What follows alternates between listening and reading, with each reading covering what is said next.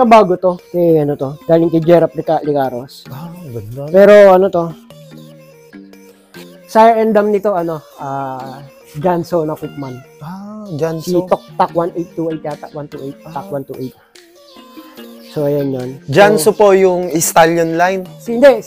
Jericho Chinso. Jericho Chinso. Oo. Yun. Galing sa kanya hindi niya na to. Kay Gerard Licaros ko kinuha. Ayun.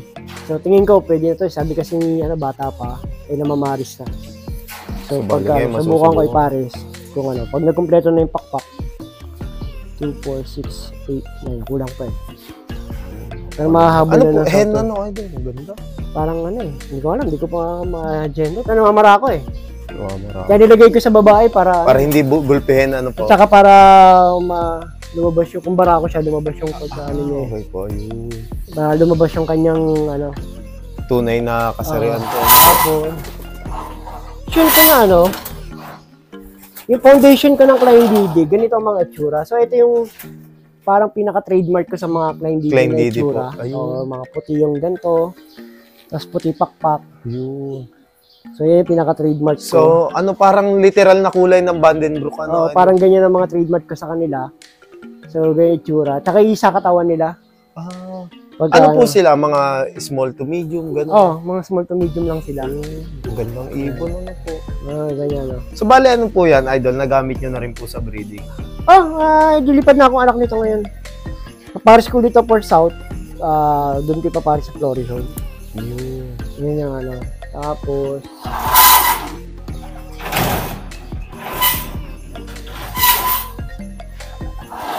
ito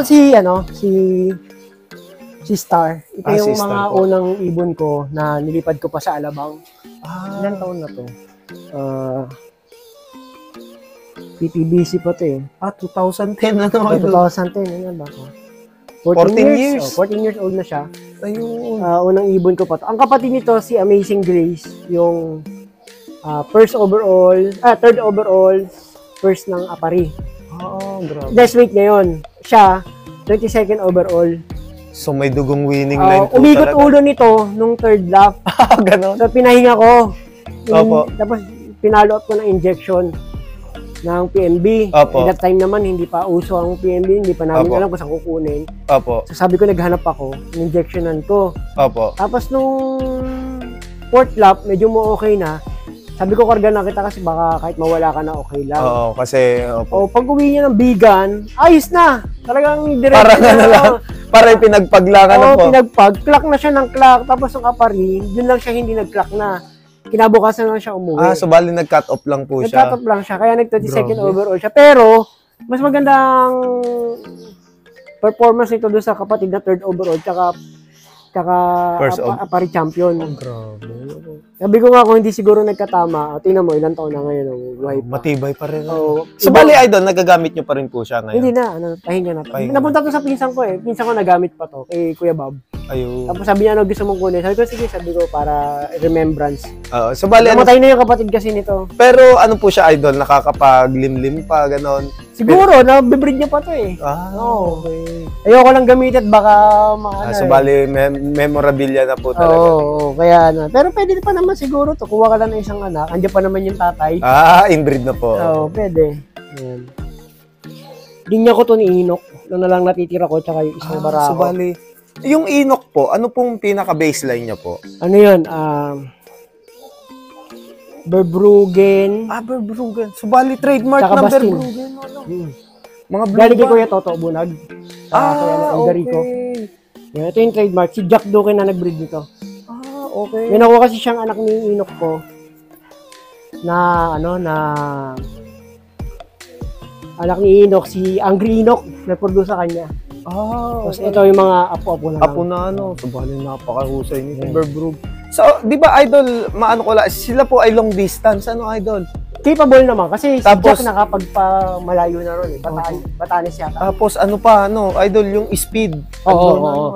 Pwede ko inaalis to, mga old lines ko to eh. Napakaganda mga Verbruggen. Yung mga Verbruggens ko. So, bali, idol, ayan po, nagamit nyo na rin po sa breeding. Ano to eh. Nabili ng tropa kay Jack. Okay. Tapos yung tropa na nadali ng COVID. So Ah, bago siya nadali, ibinili niya na muna sa akin yung mga ibon na natira niya. so bali, ano po, na-buyback nyo po o... Hindi, binili lang muna kasi busy yun dahil nagnenegosyo. Okay. Kaya lang, na-disgrasya. So, buti na iwan niya sa akin yung mga ibon. Naikip ko pa. So, ito yung Verbruggen na nakuha niya kay Jack. So, isa to sa mga foundation na naiwan. Ngayon, may lilipad ako anak. Grabe, ang gandang ibon. Malakas idol. Ma-vitality. Di-breed namin na South to. Huling anak na lang ni Inok sa akin. So bali, ito na po. Oo, nag-iisang anak ni Inok. Ibon. Yan. May edad na rin to eh. So, huling anak na lang ni Inok to. So, yan. Ang cross nito, yung anak din, apo ni ni White Plate ni Jong eh.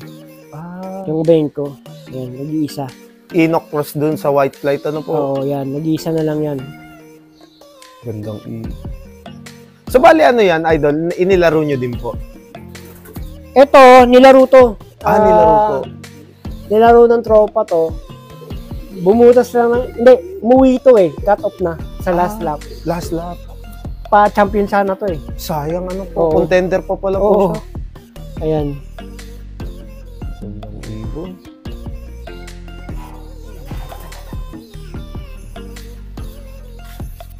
Ito naman, galing, Klein Didi din. Pero, kaya ako kinuha to, galing kay Alano to eh. Kaya ako kinuha para ma-cross ko sa Klein Didi ibang nyo Klein naman. Didi ko. Ayun, sa Pero ibang magkamag-anak family tree, yung ano po? pinaka-foundation ko, tsaka yung tatay nito kung di ako nagkakamali. Tsaka yung hen ko, na parehas galing kay David Chan. Yun ang nila magulang. Kaya kinuha ko to para sila yung pangbalik ko. So bali pang ano na po talaga, no? oo. Pang stock breeding na Oo, po. yan. Yung so bali para Hindi ma-preserve. Para ma-preserve ko. Grabe, ang gandang ibon. Ano ba siya, idol? Ngayon niya lang po nagamit. Ngayon ko lang nagamit to. Ayun, Ngayon so pala bali, nilipad ang Testing pala po Oo. ito, no, idol? testing lang. Tapos, ito naman si Faith, nanay ni Tadeus. Ni Hezekiah. Siya na po yun, nanay. Ang Yeah, gandang si ibon, Faith. ano, Ayan. idol? Yan si Faith ko. Grabe, ang gandang hen. Ito yung, foundation ko na Vandenbroek. Ang ganda ng wings pa yan. Marami na na-produce yung anak nito eh. Sa ibang loft. Grabe, ang gandang ibon. So, bali, idol, siya po, ano siya, yung dito, kayo na rin po nag-breed? Hindi, tropa to eh. Kay Brian. Brian Ragudos. Kanya to eh. Kinuha ko sa kanya. Tapos pagkakuha ko sa kanya, nag-produce agad. Grabe, ang galing, ano po. Ito na yung naging foundation BDB ko.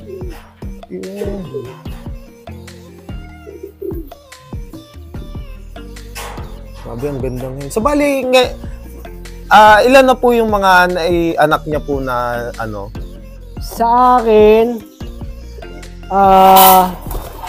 isang second overall, isang 11th overall, puro nakaparty yun. Tapos sa tropa, may MacArthur, may superset winner, grabe, ano at po. saka may overall winner din. Ano yun, idol? Dun sa Tapos yung proven sa pair na po. tropa na ginagamit naman niya hanggang ngayon, kahit pa paano nakakalayo yun. Nakakalayo din. Ano po yun? Yung talagang sa pair niya po talaga? Tingin ko, although hindi ko pa siya nailayo eh, kung ano pa rin yung piner ko sa kanya ng Tadeus. Saka Hezekiah po. Kung ano yung tatay ni Hezekiah, yung pa rin ang ginagamit ko sa kanya eh. So bali, minsan nagpapalit po pero same line, parang ganun. Pero hindi ko pa siya nailalayo para ilaro. Yun pa rin, yun at yun pa rin. Yun, ang galing ano po. Pakita ko ito eh.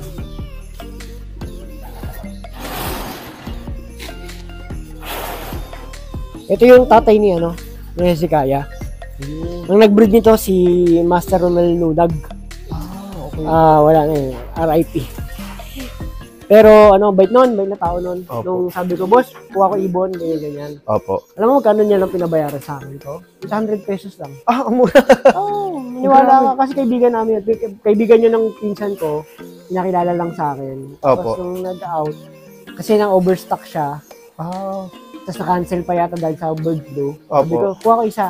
Alam, 800 yan ang pinabayad sa akin. okay. Pagkabayad, pagkakuha ko, produce agad ng ano. Ng... Si Hezekiah na nga po. Oo, Ang galing, agad. ano. Mm.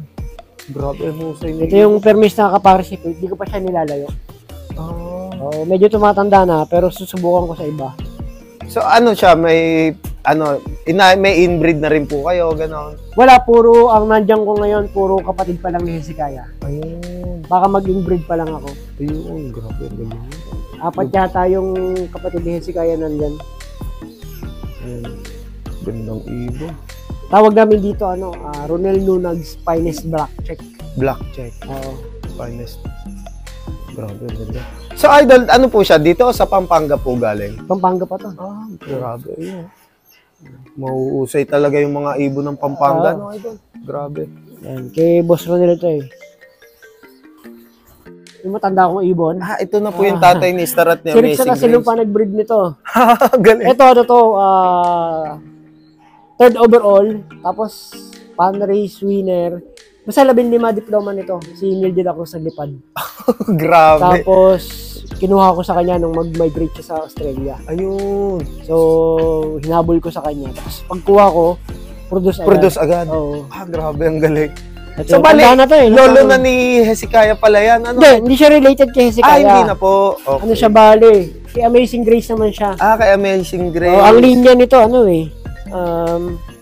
may Vandenbroek din to, tapos Julio Ang. Julio Ang. Ano bang year nito? Yun. Hindi mabasa eh, oh. May edad na po, Idol. 2008. 2008. Tagal na ibon. 2008 na. Tagal na. Sa Tanda na. Kasilong pa nag-breed nito. Grabe, tanda na. Sa 2008, mga 2006, ako nagsimula siguro mag-ibon.